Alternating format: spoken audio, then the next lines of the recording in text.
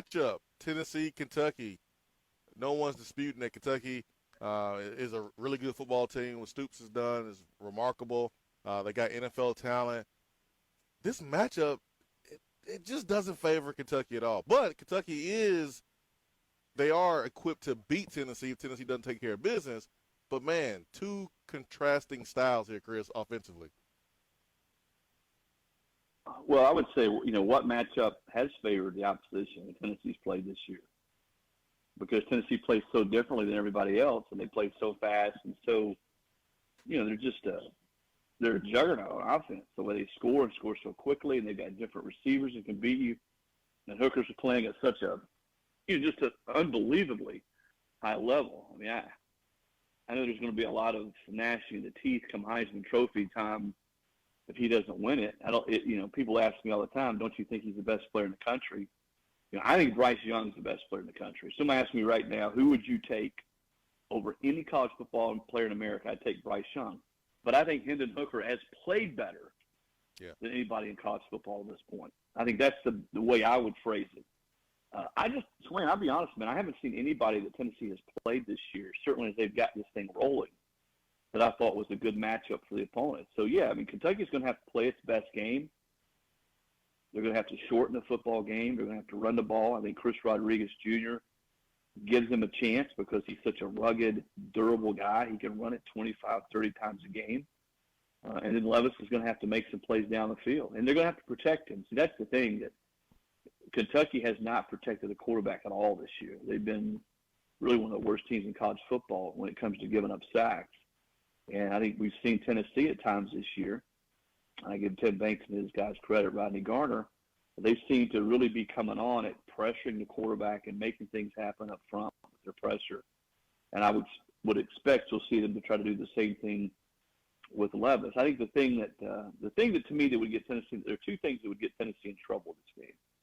Number one, if they really allow Kentucky to establish the line of scrimmage running the football, and you're seeing Rodriguez, consistently ripping off 4, 5, 6 yards on first down.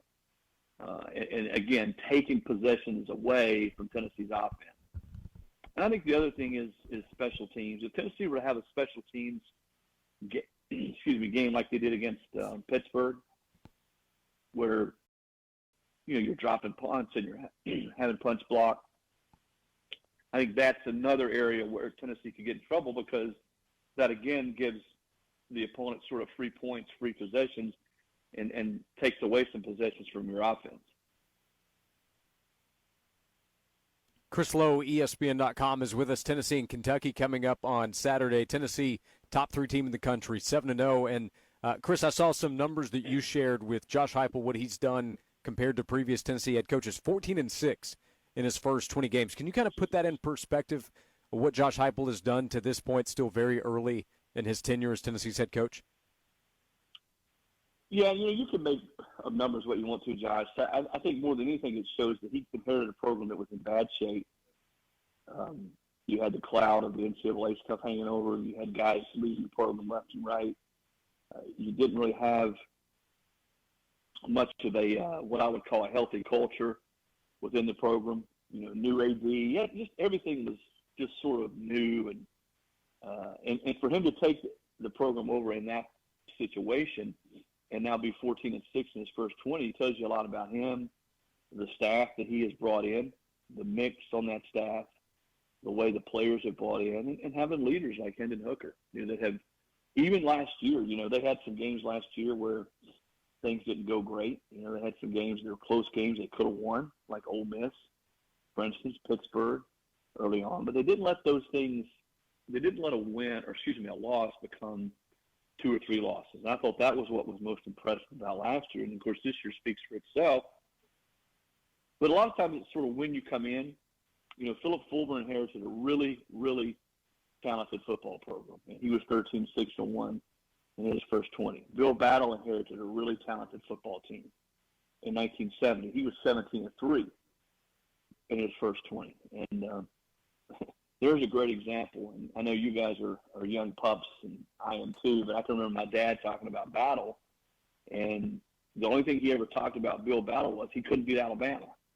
And there's a great case of a coach who was pretty successful that couldn't beat one team or couldn't beat, I should say, your main rival, and everybody was ready to get rid of him. I mean, Coach Majors, walked into a terrible situation too, and it took him a long time to get the program going.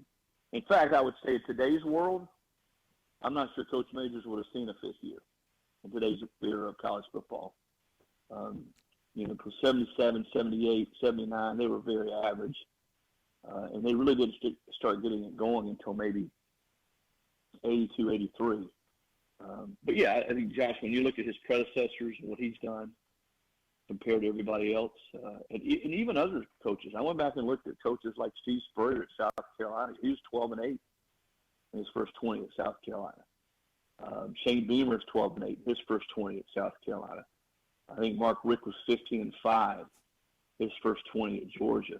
I think Nick Saban at LSU was 13-7 his first 20. So it rates right up there with a lot of coaches that they've taken over at programs. And again, you got to keep in mind all these programs were in different shapes when these coaches walked in. And I think with Josh, I don't think anybody would argue that he walked in during a really tough situation with a program that was in shambles. Would you say that Josh Heupel right now leads the pack as far as National Coach of the Year?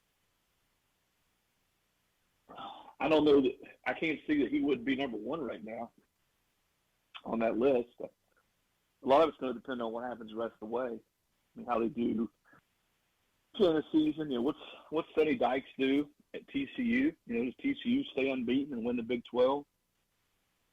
So I think there's some situations like that. If Josh were to lose one, get to the SEC championship game, and let's say Dan Lanning runs the table with Oregon and they beat SC and they win the Pac-12 championship.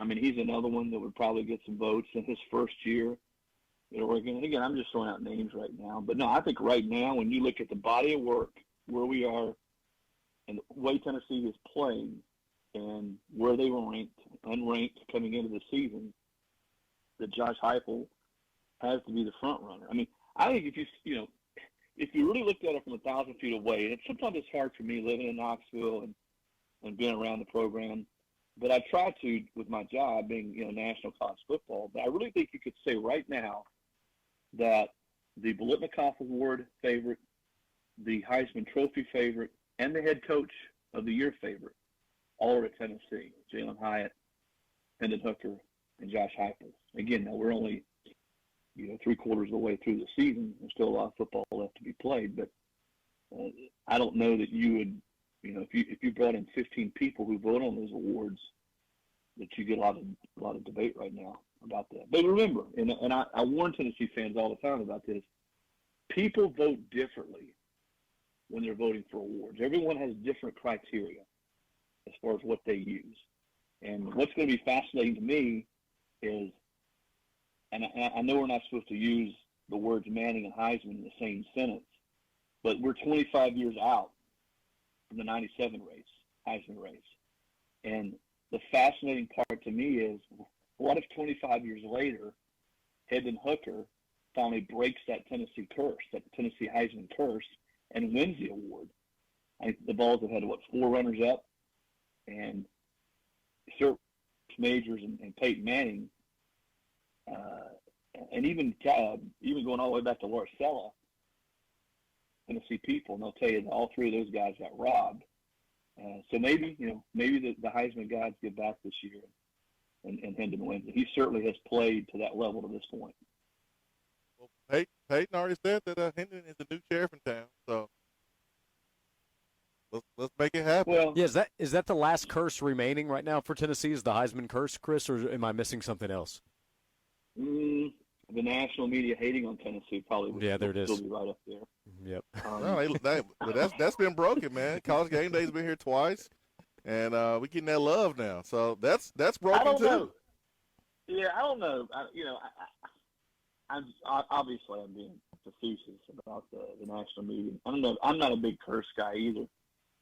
I do believe that Tennessee, there's something is different about this team and the way they're going about their business.